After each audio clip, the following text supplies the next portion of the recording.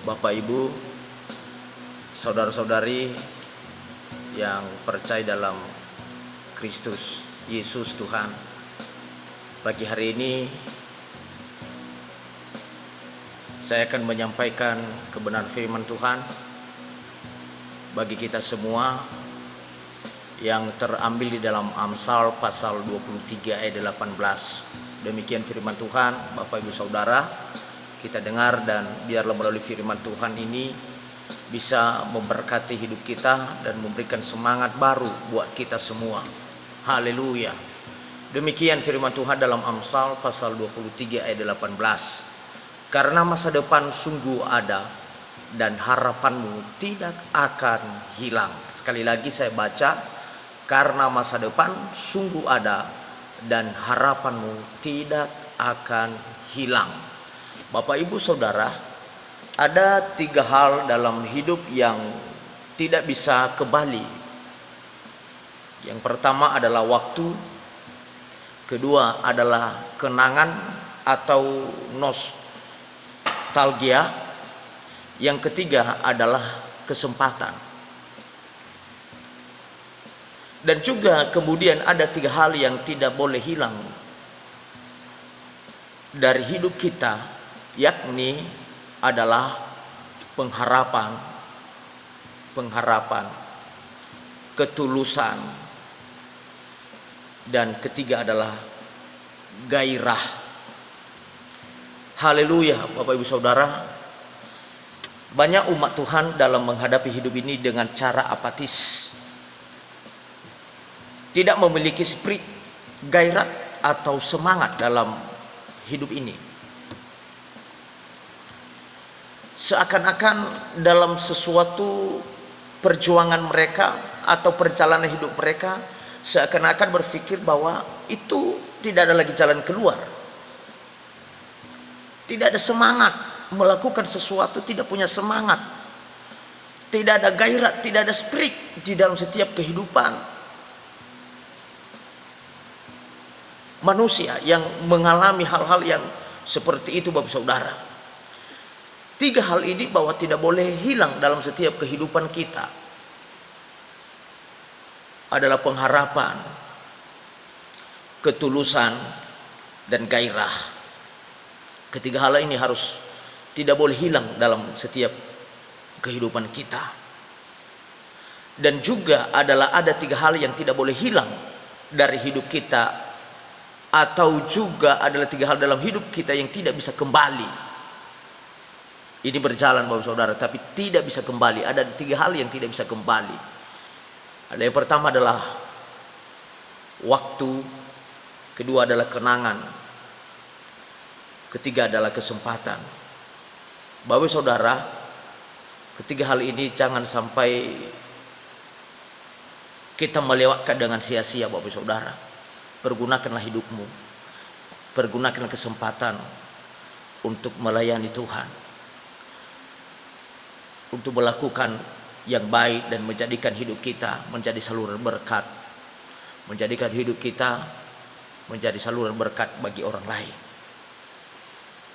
3 hal yang harus kita lakukan, Bapak Ibu Saudara, dalam setiap hidup kita menjalani hidup ini supaya masa depan kita dan harapan kita tidak akan pernah hilang dalam setiap kehidupan kita. Amsal kita kembali, masa depan sungguh ada dan harapan tidak akan pernah hilang dalam setiap kehidupan kita. Ada 3 hal, ada 3 poin saya akan sampaikan bagi kita di pagi hari ini, Bapak Ibu Saudara. Yang pertama adalah jangan mudah menyerah dengan keadaan. Bapak Ibu Saudara, orang percaya harus punya prinsip. Tidak boleh menyerah dengan keadaan di sekitarnya. Tidak boleh menyerah dengan keadaan apapun, Bapak Ibu Saudara. Iblis bisa pakai siapapun untuk menjatuhkan iman kita. Iblis bisa pakai orang-orang yang terdekat dengan kita untuk mengagalkan iman kita, supaya membuat iman kita jangan bertumbuh. Kadang-kadang orang-orang yang kita duga yang memang dia adalah backup kita dalam pikiran kita, Bapak Saudara. Tetapi itu yang akan menjatuhkan setiap iman kita. Tapi yakinlah Bapak Ibu Saudara, bahwa kadang-kadang kita anggap bahwa harapan itu sudah tidak ada lagi. Tetapi yakinlah, kita kembali kepada Kristus, kita kembali kepada Tuhan, harapan sungguh ada, dan harapan tidak akan pernah hilang di dalam setiap kehidupan kita. Saya akan memberi satu contoh dalam Alkitab, contoh Yusuf, Bapak Saudara. Dia tidak mudah menyerah dengan keadaan apa yang dialami. Kalau kita melihat penderitaan yang dialami, dimulai dari saudara-saudaranya kandung, Bapak Saudara. Dia dibuang di dalam sumur yang kosong. Dia ditarik kembali, dia dijual, Bapak Ibu Saudara, kepada Potifar. Di dalam rumah dan istana Potifar, Bapak Saudara, dia dipakai. Tetapi iblis juga tidak akan pernah menyerah, tetap mengejarnya. Iblis pakai istri Potifar untuk menjatuhkan dia, untuk merayu dia, untuk menjatuhkan imannya, untuk menjatuhkan kepercayaannya pada Tuhan, untuk menghilangkan harapannya pada Tuhan. Tetapi Yusuf, dia tetap berpengharapan pada Tuhan, bahwa harapannya hanya pada Tuhan, harapannya tidak akan pernah hilang. Sekalipun istri Potifar dia fitnah dia, melakukan sesuatu yang tidak senonoh, padahal dia tidak melakukannya. Tetapi karena Potifar datang, dia mempenjarakan dia. Tetapi dalam penjara, Bapak Saudara, dia dipakai Tuhan dengan luar biasa. Dia bisa mengartikan mimpi, Bapak Ibu Saudara. Penjara adalah merupakan suatu tempat kesengsaraan. Penjara adalah merupakan suatu tempat orang-orang yang jahat, orang-orang yang dihukum, orang-orang yang berbuat dosa. Penjara adalah merupakan tempat yang tidak nyaman. Penjara adalah merupakan tempat, adalah proses supaya di mana kita bisa berubah dari perbuatan kita sebelumnya. Dan tujuan penjara adalah untuk memproses kita dan menjadikan kita menjadi baik. Tetapi dalam penjara Tuhan pakai dia menjadi orang yang dipercaya dari kepala penjara, sehingga dia mengartikan mimpi daripada juru roti dan juru minuman daripada Raja Firaun, Bapak Saudara. Kita lihat, Bapak Saudara, begitu banyak penderitaan dialami, tetapi dia tahu harapan hanya ada pada Tuhan. Kita melihat, Bapak Saudara, kehidupan Yusuf ketika dia melewati satu proses demi proses, penderitaan demi penderitaan, aniaya demi aniaya, fitnah demi fitnah, dan hal-hal yang dia tidak melakukan, dia menimpakan kepadanya. Tetapi yakin, Bapak Ibu Saudara, Yusuf tetap punya pengharapan bahwa Tuhan sanggup mengubah hidupnya. Haleluya. Demikian juga dalam setiap kehidupan kita, Bapak Saudara, jangan mudah menyerah dengan keadaan apapun. Apapun yang kita alami, cobaan-cobaan apapun yang kita alami, Tuhan bisa izinkan itu kita alami, supaya mujizat Tuhan nyata di dalam setiap kehidupan kita. Haleluya. Yang kedua, Bapak Saudara, yang kedua adalah apa yang kita alami, supaya harapan itu, gairah itu tidak akan pernah hilang dalam setiap kehidupan kita. Kita selalu berdoa dan mengandalkan Tuhan. Doa adalah merupakan suatu kekuatan kita, orang-orang percaya. Di situasi saat ini adalah situasi yang menakutkan, karena wabah-wabah penyakit merajalela, melanda negara kita. Tetapi yakinlah, tetap berdoa dan mengandalkan Tuhan. Tuhan sanggup menolong dan Tuhan sanggup memberkati kita.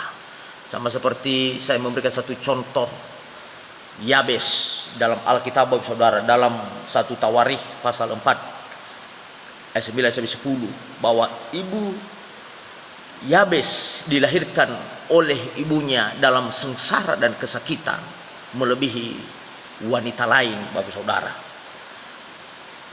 Seolah-olah dia dilahirkan dengan tidak beruntung, seolah-olah dia dilahirkan dengan menyusahkan. Bapak Ibu Saudara. Tetapi Yabes mengandalkan Tuhan. Yabes merendahkan diri kepada Tuhan. Dan Yabes berdoa kepada Allah. Dan hasilnya Bapak Ibu Saudara, Yabes menikmati anugerah Allah. Maka ada satu pujian daripada kehidupan Yabes, daripada apa yang doa daripada Yabes, saudara.